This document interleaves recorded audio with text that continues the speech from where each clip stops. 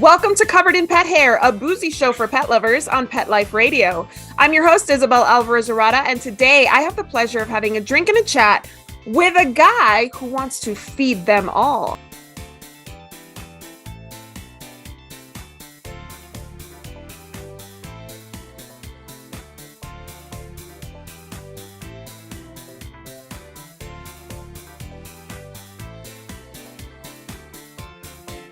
Welcome back to Covered in Pet Hair. I'm your host, Isabel Alvarez-Arata, and today I have the pleasure of having a drink and a chat with a pet parent, a doctor.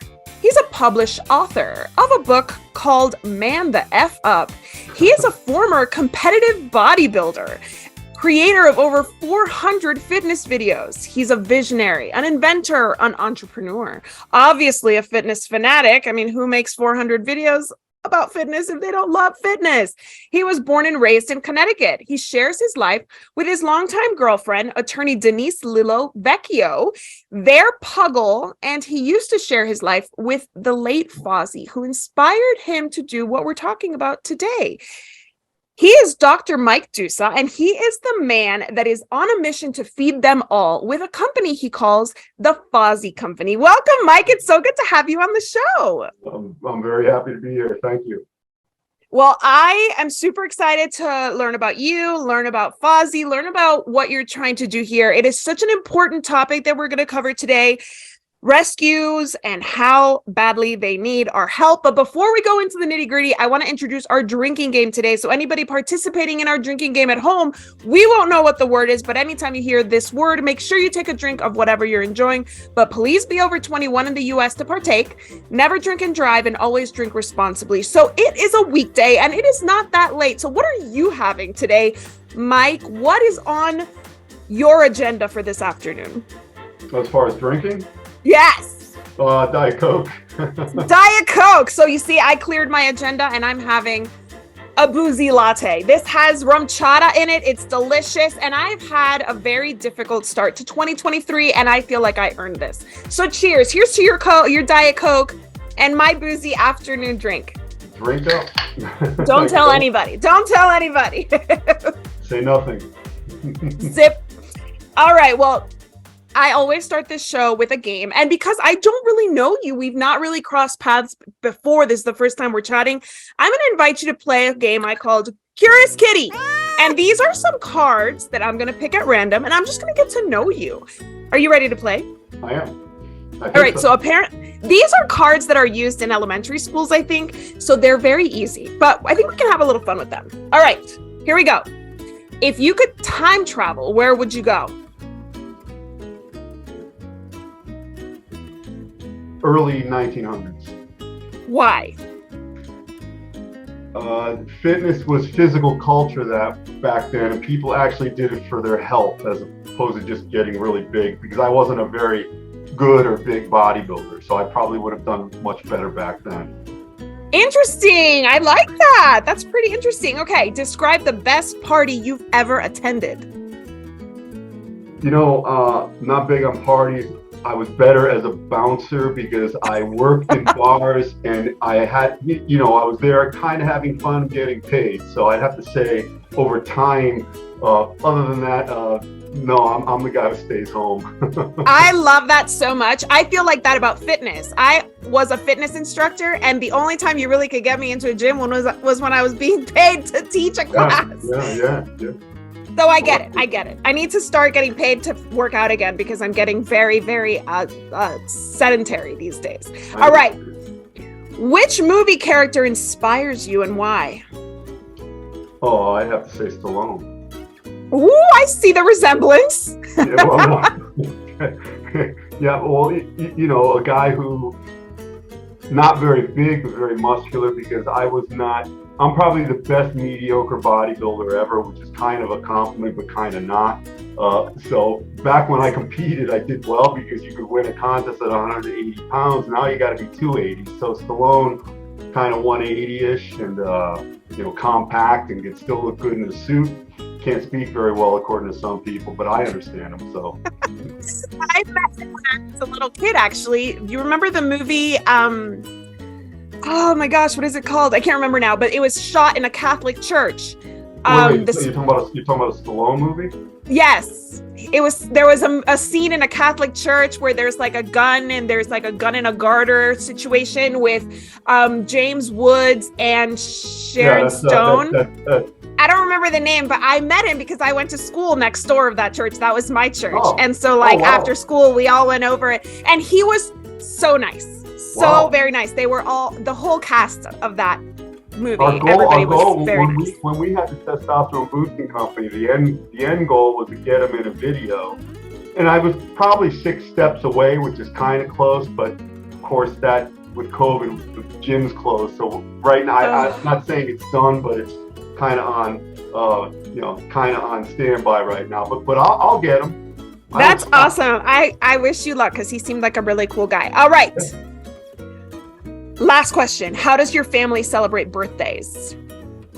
Since my mother passed away 2 years ago, closest person to me on this planet, she was very big on birthdays. We don't anymore because it's just so sad. I lost my holy trinity was my mother, my dog, and my dear Denise, and now I'm just down to Denise.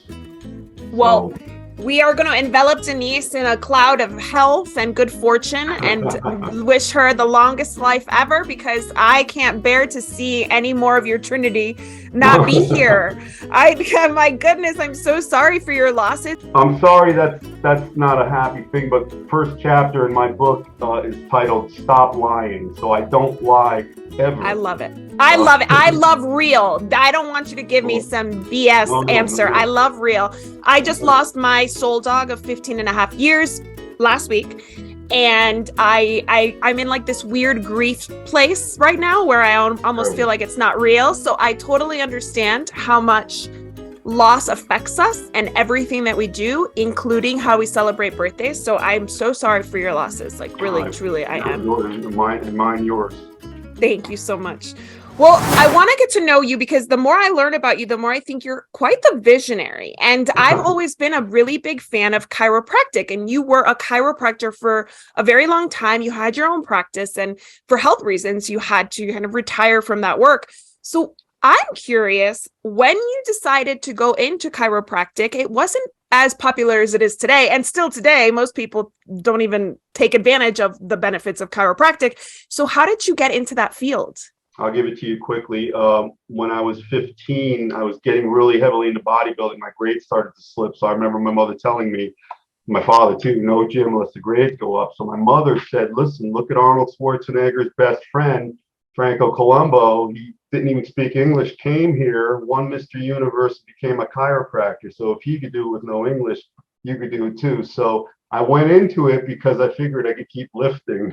I ended up kind of being gravitating towards it anyhow. It was the wrong reason, but it turned out to be good. So that's how I chose it. And yeah, bodybuilding and chiropractic in the 70s when I was a teenager, so unpopular that I wouldn't tell anybody I lifted weights until it looked like it. And that took about 10 years it took a long time. But I helped a lot of people through chiropractic. I helped thousands and thousands of people. So that's what makes me feel the most warmth looking back on it all, Absolutely. I discovered chiropractic during my first pregnancy. I had a horrible pregnancy, and the only thing that gave me relief physically was the many visits a week I made to the chiropractor. So I'm a huge fan. I want to know what exactly you think of chiropractic for pets. Like, I don't know any chiropractors for pets, but I know that it exists. What are your thoughts on that? One of my students, I taught university, the pre-chiropractic department at the university here some years ago. My best student ended up practicing in California. It's legal out there. I think it might be legal now here in Connecticut. It wasn't back then. So it wasn't quite proliferative where I could be very well versed in its tenets and explain it to you. But I do know that he helped, particularly horses. He had to get on top and climb a ladder and use blocks and jump on them to readjust and realign vertebrae. And the bottom line is, I could say this: if there's a problem, some type of pain, obviously your body is telling you there's something wrong.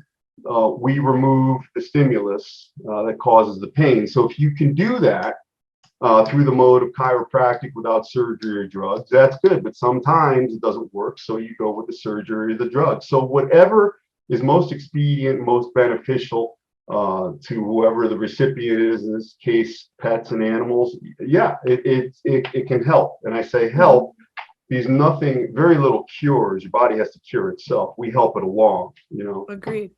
Agreed. I find that chiropractic, if I had the opportunity, I would have taken Titan, who just passed away, because he was 15 and a half, but in his, last 2 years of life, he had arthritis and he had, what I think is pain and stiffness and all those things that I think we did laser, we did acupuncture, and I wish I had the option to also do chiropractic. Yeah, I had a laser in my practice. I actually got laser on my shoulder today by Dr. Bruce Calderon. I'll give him a little shout out. He's the guy I go to. So yeah, again, there's always new things. You got to keep your mind open to everything, and make sure you're making a little bit of a positive difference wherever you go. I love that. Well, actually, speaking of doing a little good, I would love to learn more about the Fozzie Company. How did it come to be? And what is it that you all do to feed them all?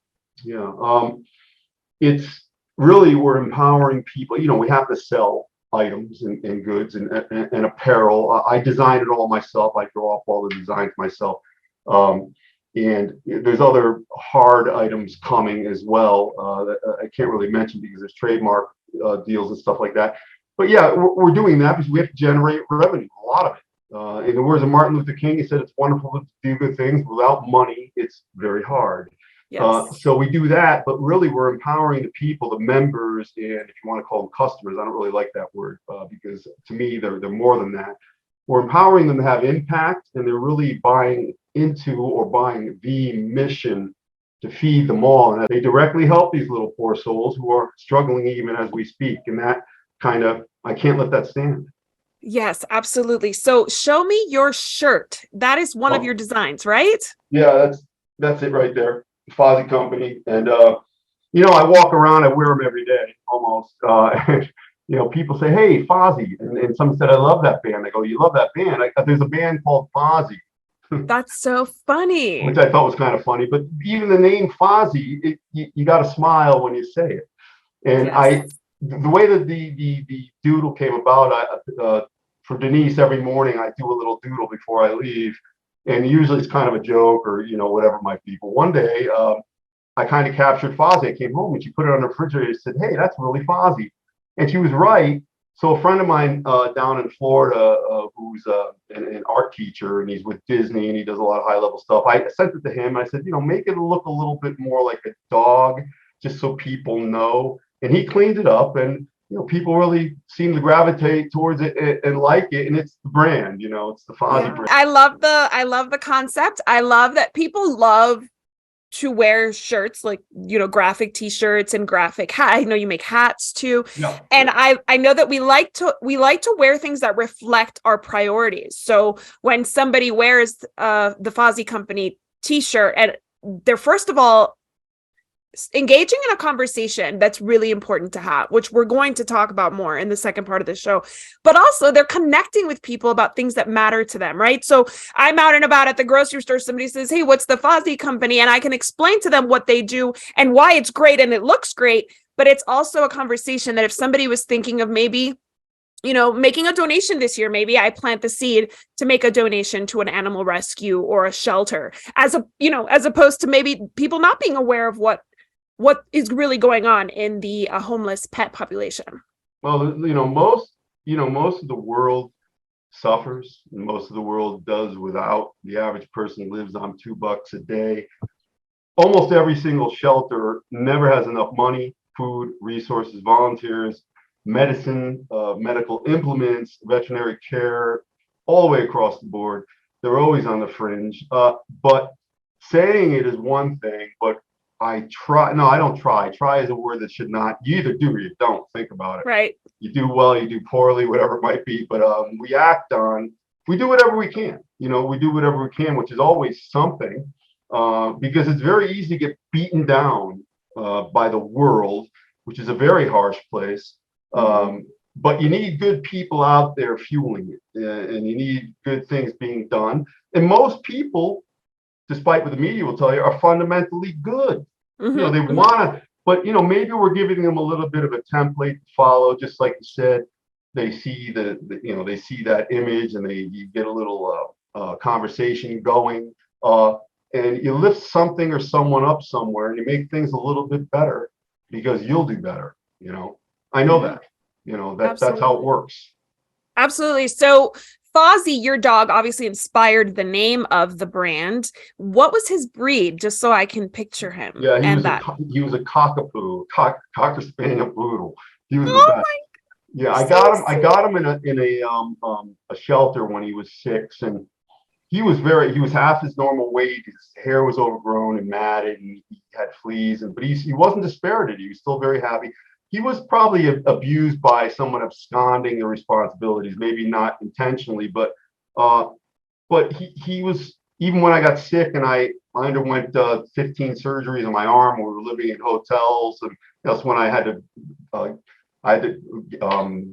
liquidate my practice, unfortunately, because physically I couldn't do it any longer. So he was with me all the time, everywhere I went. And, you never lose that part of you when you have something or someone, an entity that is almost anatomically your flesh, and they're with you 100%, unforgiving, or always forgiving in every way. But again, he was a beaten down soul, and he was never affected by that. And he helped me so much. And even on his way out, you mentioned arthritis in your pup. That's essentially what happened. He was so overridden with being broken down, and the pain was so intractable that it was time. Yeah, absolutely. 20 years old. 20 years old. That is amazing. That is a testament to how well you cared for him for the 14 years that you had him. That's amazing. You had a whole lifetime with him, really. It's almost like his life restarted. The best thing about it is I get to mention his name 100 times a day based on what we do. So it's almost like he's still with me / us, and that's his work going forward. I feel that. I don't like to say I believe, because believe is for ghosts. I know that. Yes, exactly. I agree with you. I think that their purpose doesn't end when we say goodbye, for sure. But I want to take a break right here. And when we come back, I'm going to dig in a little deeper about really what the state of affairs is in the shelter and rescue world. So don't go anywhere. Okay. We'll be right back. Welcome back to Covered in Pet Hair. I'm your host, Isabel Alvarez-Arata, and today I'm speaking with Dr. Mike Dusa, who is the founder of the Fozzie Company, inspired by his late Fozzie, who lived to 20 years old. He was a rescue from a shelter, and he is still living his mission through the Fozzie Company, a company that sells apparel and donates to shelters and rescues in the process. So Mike, I want to play a game with you. It's called the Pet Adoption Crisis. And I try to keep my games fun, but sometimes we got to get into the nitty-gritty and talk real talk, right? So this game is based on an article published by The Hill in 2022, in December of 2022. It was written by Daniel DeVise, and it's basically a wake-up call for all of us who are not quite aware of just how badly shelters and rescues are doing right about now. Are you ready to play with me? I hope so.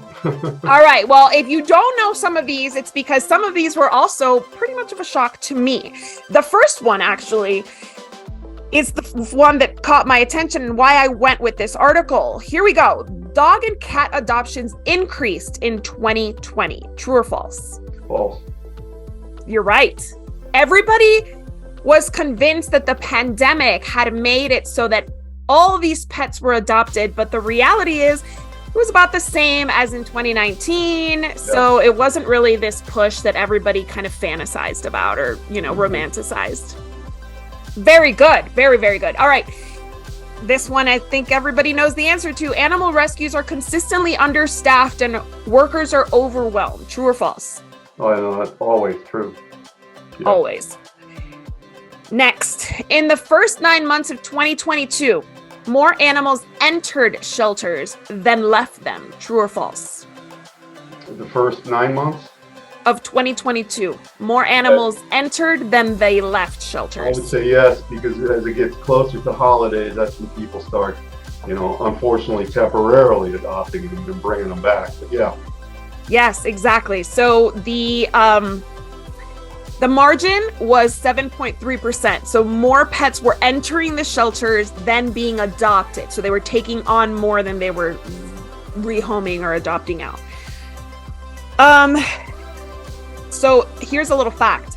Shelter intakes in 2022 as a whole were up 8% for dogs and 1% for cats compared to 2021. So we were surrendering more pets in 2022 than we did in 2021.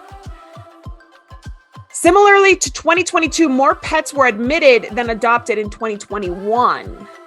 True or false? True. It's true. We've been on a cycle of more pets coming into shelters than leaving them for at least 3 years now. Total shelter admissions rose 6% from 2020 to 2021, and then more so in 2022. And everybody thinks that it's because we adopted all these pets in the pandemic that now we're seeing all these surrenders. But a 2021 survey by the ASPCA found that most households that acquired pets during the pandemic still had them a year later. We thought that pandemic puppies and kittens were being given up left and right, but they actually seem to still be in the homes that adopted them a year later. That is not the problem. Here we go into what the problem really is now, according to this article. People who parted with pets often cited a housing change, typically to a residence that did not allow pets, or a job change that left them unable to properly care for their animal in why they surrendered their animals. True or false? There are other reasons. I would say true, but so that is true. Most people who were surrendering pets in 2022 were citing the change of residence because of the pandemic. A lot of people moved back home, moved back in with family, et cetera, lost jobs. Those that were working remotely had to go back to the office, et cetera, and now they had to give up their pets. Whether or not that is right or wrong, we'll leave to another conversation, but that is... I just have to interject though, since we have guys right now, and women too, working in think tanks, figuring out complex things because they can.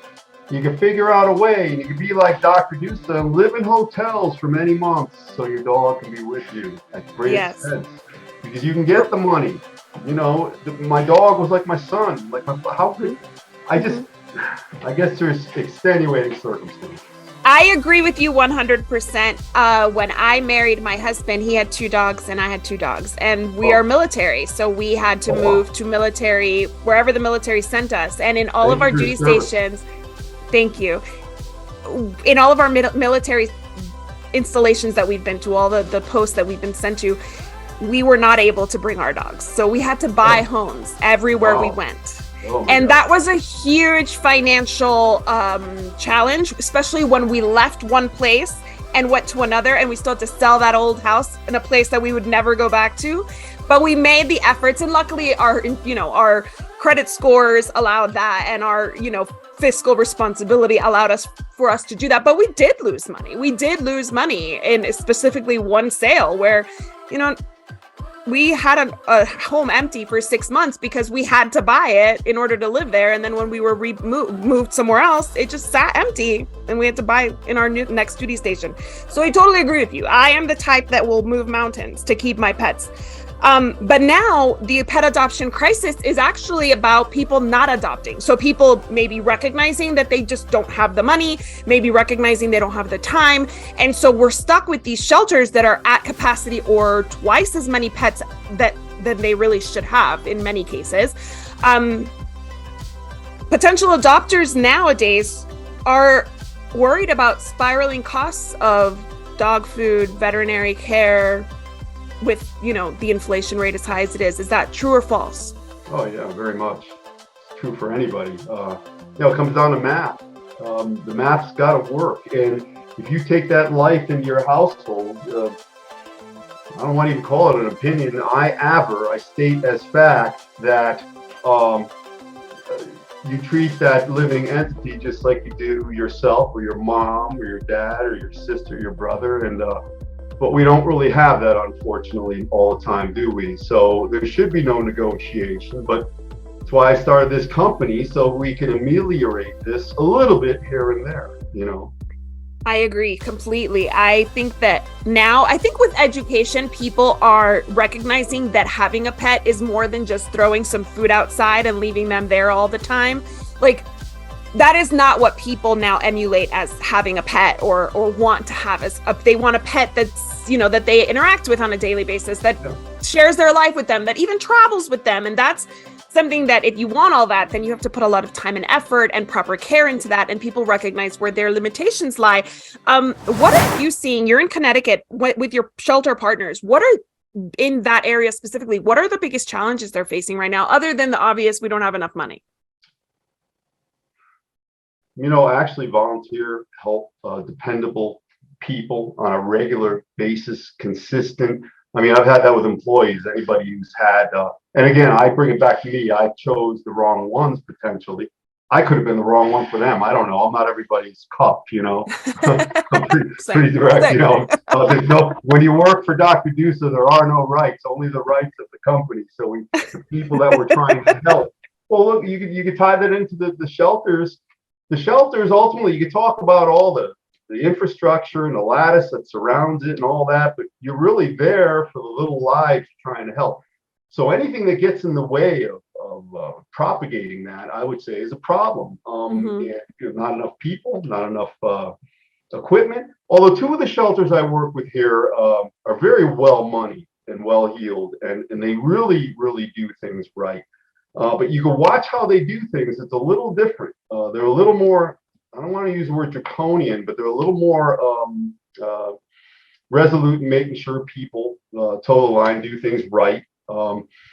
You won't see as many dogs tied to the fences at these places, or animals that are adopted being returned or abused, only because from the get-go they run things in a certain way. And I'm not saying the other ones, I mean, people put in effort. People, listen, people wake up no matter what, and they want to do the right thing from point Absolutely. A. Getting to point B, by the end of the day, they kind of take detours and do the wrong things. They don't mean to. Right. So we've got to try to, try to counteract that or get around that. Make more good than bad. And that's the only way you're going to win, because you're never, ever feed them all. No, we're never going to feed them all. Not in my lifetime. I probably got like 5 minutes left. I don't know. I hope not. Please, not here. I've had enough of the week. Do everything you can. But it's true. And every day that passes for shelters, they're getting more requests to take in pets and less requests to adopt pets. And like you said, I think my business closed in the pandemic. I was living through 2,000 miles away. It didn't make sense to continue. So I closed my business. And one thing that I'm really grateful for is not having to find employees in this environment, because I think that it's never been harder to find workers. And I can only imagine how hard it is to find volunteers in a shelter environment where it is overcrowded and underfunded and sad in many ways, because you can't save them all. I am in the South where we have kill shelters. It is what it is. And we were hoping, I think the ASPCA had said that in, the next 5 years, I think they started in 2018, that in the next 5 years, the US was going to be, kill free. But that's impossible these days because of the fact that we don't have enough shelters to keep up with demand. We don't have enough adopters to get pets. We still have people buying from unethical breeders when they could be looking at the 50% of, purebreds that are in the shelter system. So there's so many issues. But one of the main issues I find, especially in this economy, is that the economy is scaring people into giving up their pets. What are your thoughts on that? And what recommendations do you have for people who are facing that right now? Well, going back for a second, as far as you mentioned numbers, sheer numbers and whatnot. In 2 years, New York just passed a law where there'll be no more pets and dogs or cats sold from pet stores. And in fact, Illinois, I think, is maybe already implemented that. So they are going towards that direction. You're right. Some states are making it so that you can't buy pets from pet stores. And I Yes. wish we would do that nationally for sure. But there are people who already have a pet and who are kind of in a position where they are scared that they can't afford this pet, or the pet needs medical care that they cannot give. What are your recommendations? Have you seen, I mean, you're in Connecticut, so I will say that you're probably surrounded by people who are more affluent. Not I'm to not, say that there's no poverty there, but oh no, no, it's not like that. You're asking maybe the wrong person, because even coming out of the bodybuilding world, you have to eat 800 calories a day for 2 months to get your body fat down. I am very good at doing without. got it. It's kind of like one of those superpowers, but I'm good working 100 hours a week to make sure it gets done right. And I'll do that as long as I have to. And again, I'm not talking about being inherent. I'm talking about making choices. So when you get these folks who, oh, they're real issues, but just try to harken back to when you made that decision. And hopefully it was a good, solid one. You can't always test the winds of the future and know which way things are going to go. That's the world. That's life. But you really want to make sure when you're old, if God lets you get that far, that you know you made the right decisions. It's kind of good that you still have to work on things, and maybe these people have these problems. Maybe if they have the tenacity to say, hey, all right, this is a challenge, and I'm going to figure it out. And uh, there's always a way, but sometimes there's not. So you want to make sure everybody gives themselves a chance to make sure they have a clear conscience later on. Yes, leave no stone unturned. There are a lot of rescues and shelters that are actually asking people, what do you need? You need food? I'll give you food, just so that that pet doesn't end up back in the system. So I agree, like, tenacity. If you are at the point where you have to give up your pet, you think you don't have any other options, keep searching for options, keep contacting rescues. If there's nothing in your area, find something nearby. Keep doing your due diligence to try to keep your pet. Talk to your veterinarian, talk to your pet sitter, talk to whomever you can, so that you don't have to bring your pet back. I will ask your listeners to perhaps consider this, in the words of Joe Rogan. Try to be the hero of your own story, your own movie, and be a hero to that little animal. And then maybe you look at it differently. You tap in to the strength that everybody has. You talk about Stallone, he does all these things, but you see his mechanics, his anatomy, physiology. It's everybody has the same stuff to work with. It's really a matter of how you direct your brain chemistry. Choose to find a way to get your own personal power out. And I know it sounds kind of rah-rah, but listen, it can be done. It's not like, we're trying to float on air or do something that's impossible. And stay in that moment. It's important to make a decision that serves that moment. You know why I don't wear a watch? No, of course you don't, because you just met me. I don't wear a watch because the time is always now. Now, right now. Talking to you right now might be, I'm not saying, hey, what's next? No, this might be my best thing I ever have right now. You gave me the honor. You don't know who the hell I am. I could have started doing crazy, nutty stuff in this room, or I still might. That's why I don't do live. Oh, I see. No, but really, when you've got that imperiled situation in those moments, your deeds now will, in what is it, Gladiator? Your deeds now will echo in eternity. And if you gentlemen find that you are dead, you're already in Elysium, which is their word for heaven. I'm kind of paraphrasing incorrectly, but these things are very important. Life is important. It's so very important. You could do a lot with it. I mean, you look at people out there, how beaten down they are. They're beaten down.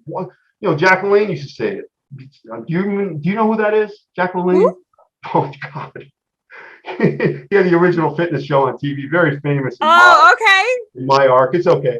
But he very, very positive guy. But even back in the 50s, he'd say, I go walk in the street and look at the people. They're frowning and they're down and their shoulders are sagging. Why is this? You can choose to be happy. You can choose. I mean, you might have to be a little insane, especially if you're really facing some bad stuff. But that could be good. You can convince yourself. like a crazy person, you know? And then when you're acting under the auspices of higher endorphins and enkephalins from happiness, I guarantee your stride will bring you to a better tomorrow, and your little pet will probably still be with you. Oh yeah. They only want to stay with you. So if there's nothing else you take away from this conversation is, like you said, remember why you made the commitment to begin with. Like, what is it that you wanted, what you hoped for when you first adopted this pet, and do everything that you can, even supernatural, even using superpowers you never knew you had, to keep that pet and reach out for resources and help. And if anybody wants to support that isn't in that situation, the Fozzie Company is a great way to kind of connect with other people. They make great gifts. I love the design. I think it's such a great idea to merge popular like graphic tees with a really great mission to feed, shelter animals. Can I mention the FozzieCompany.com? Yes, of course. Go ahead. That's all you need to know. You go there, you got all the blog stories, all videos, all that stuff. So yes, I love your website. Actually, I've been on there a couple times. You have features of people wearing the stuff that it's just like you said, it's just really positive. So I really enjoyed. We've already had 200 people send in pictures with their, and you know, I haven't done one ad or marketing. It's all organic so far. So, you know, as long as I could get up every day, we'll blow it up as big as we have to. Not right. Want. It's really more of a need. And when it's a need, it has to happen. So it's a wonderful thing. It is. So that's the www.thefozziecompany.com, right? Yep. So I want to propose a toast to you, Dr. Mike Dusa, for spending some time with me. Cheers. Thank you so much for being my guest and for sharing so much of yourself with me today. I also want to propose a toast to my executive producer, Mark Winter. Cheers. Here's to you and to our viewers and our audience on Pet Life Radio. Thank you so much for chatting with us and joining us for these important conversations. I try to make it light and airy, and today has been no different. I loved talking to Mike and learning about how he sees all of these issues that are really going to become only worse in 2023. So please make sure you're remembering the local shelter and rescue when you're donating and when you're purchasing things for friends and family, like at the Fozzie Company. So here's to a life covered in pet hair, because there's no better way to live. Cheers, guys. Thanks for joining. Thank you. To learn more about Covered in Pet Hair, please visit coveredinpethair.com or petliferadio.com. Thanks for watching, and I'll see you next time.